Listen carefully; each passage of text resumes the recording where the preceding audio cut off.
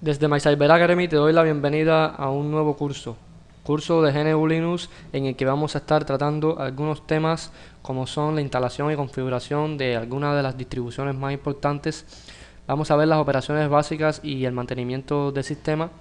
Vamos a ver las aplicaciones y servicios, networking, seguridad, entre otros. En sí vamos a estar conversando y viendo algunos trucos y cosas para poder trabajar bien con este sistema operativo y bueno, tener una aproximación a este como usuario medio avanzado. Bien, comenzamos con un poco de historia. A finales de la década de 1960 y 1970, el software no se consideraba como un producto más, sino como un añadido a las herramientas y el hardware de esa época. Al final de la década de 1970 la situación cambió. Las grandes empresas redistribuían sus maquinarias o sus computadoras más modernas bajo softwares privativos, o sea, sistemas operativos que ya estaban ligados al uso de licencias. Por lo tanto, el usuario no podía ya cambiar el software ni adaptarlo a sus necesidades. Pero ya en el año 1984, Richard Stallman comenzó a trabajar en el proyecto GNU que comenzó en ese año y tenía como objetivo principalmente hacer un sistema operativo libre, de libre distribución y que el usuario pueda modificarlo y adaptarlo a sus necesidades.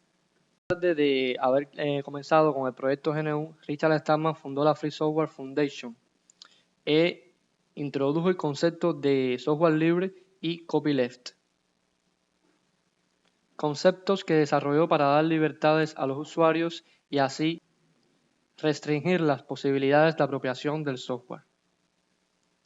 Pero más tarde, en el año 1990, ya el proyecto GNU había avanzado y tenía algunos programas importantes, pero este sistema operativo estaba carente de un núcleo, por lo que en la Universidad de Helsinki, un estudiante de ingeniería, Linus Torvalds, comenzó a trabajar como su tesis de maestría en un kernel que inicialmente estaba basado en Minix, pero que luego se desarrolló más y más y bueno, pasó a pasar como el kernel de Linux en sí. Estos dos proyectos se juntaron y así nació el sistema operativo, mejor dicho, GNU Linux. Una cosa interesante aquí y que no todos saben, GNU es el acrónimo de GNU is not Unix. Como quería decirle Richard Stallman que GNU no es Unix. O sea, eso son cosas aparte. Y bueno, con esto también se creó la licencia GPL, General Public License, que establecía las cuatro principales libertades del software libre. Estas son: libertad cero, utilizar el programa con cualquier propósito. El usuario puede utilizar cualquier programa que esté bajo esta licencia con el propósito que él desee. La libertad 1 expresaba que el usuario podía estudiar cómo funcionaba un programa y modificarlo, y así podría adaptarlo a sus necesidades. La tercera libertad es que el usuario podía distribuir o puede distribuir copias del programa y puede mejorarlo y hacer públicas esas mejoras a los demás, de modo que toda la comunidad se beneficie. Y así quedaron las bases sentadas para la evolución de un sistema operativo capaz de ser libre, pero además tener gran fortalezas como su seguridad, confiabilidad y robustez. Pero en este caso se habla de GNU Linux como sus distribuciones. O sea, en realidad lo que usted utiliza es una distribución GNU Linux. ¿Pero qué es una distribución? Es una selección particular de los componentes que se utilizarán, la manera que se configurarán y los programas complementarios que se distribuirán en el sistema operativo para brindarle funcionalidad adicional. O sea, el sistema operativo en sí es GNU Linux y una distribución son la personalización de los programas utilizados para la utilización de su sistema operativo. Eso es en lo que se convierte una distribución.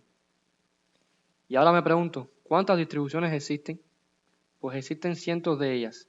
Las más importantes y más utilizadas en estos momentos son Ubuntu, Linux Mint, Debian, entre otras. Como puedes ver en la imagen, aparecen unas cuantas como Red Hat, SUSE Linux, Puppy Linux, Kubuntu, Nova, Slackware, Canopix, cada una con sus particularidades y sus semejanzas, porque hay que tener en cuenta que muchas de ellas están basadas en otras, como por ejemplo Ubuntu, Linux Mint, no están basadas en Debian, Por lo tanto, se considera a Debian como el padre de esas distribuciones. Que no significa que Debian sea mejor, porque en realidad en estos momentos Ubuntu es más utilizado que Debian, por la evolución vertiginosa que ha tenido y bueno, por el soporte de Canonical que tiene esta distribución. Pero bueno, todas son bastante potentes y muy utilizadas en administración de servidores y en máquinas personales y utilizadas por muchos usuarios. Bien, con esto hemos terminado esta introducción al curso. Espero que hayan tenido una panorámica de lo que es el movimiento de software libre GNU Linux como sistemas operativos y aclararte además la diferencia entre Linux como sistema operativo, que mucha gente lo llaman así. O sea, Linux no es el sistema operativo en sí. Linux es el kernel del sistema operativo GNU Linux. Y las distribuciones como Ubuntu, Debian, Nova, etcétera, son el soporte, ¿no? Los programas con los que trabaja el sistema operativo. Bien, hasta aquí esto es todo. Comenzaremos en el próximo video tutorial con algo más práctico. Nos vemos hasta la próxima.